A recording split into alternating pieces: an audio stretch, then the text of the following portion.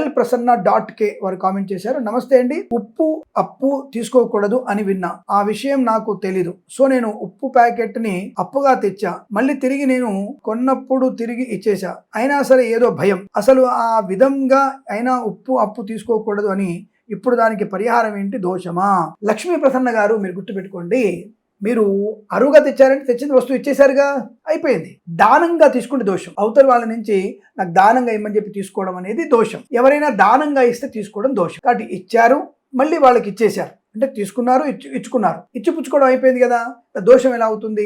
దాని గురించి అనవసరంగా కంగారు పడి లేని విషయాలను ఊహించుకొని ఎవడో చెప్పినటువంటి మాటలు నమ్మి అనవసరంగా కంగారు పడుతున్నారు. ఏమీ ప్రాబ్లం లేదు.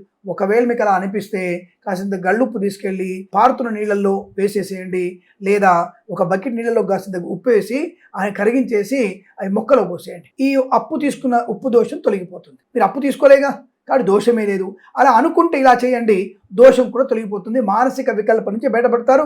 అలాగే మర్చిపోకుండా ఆస్ట్రో సిండికేట్ ఛానల్ని సబ్స్క్రైబ్ చేసుకుంటే ఇప్పుడే అప్పు ఉప్పు దోషం తొలగిపోతుంది గ్యారంటీగా. నమస్కారం.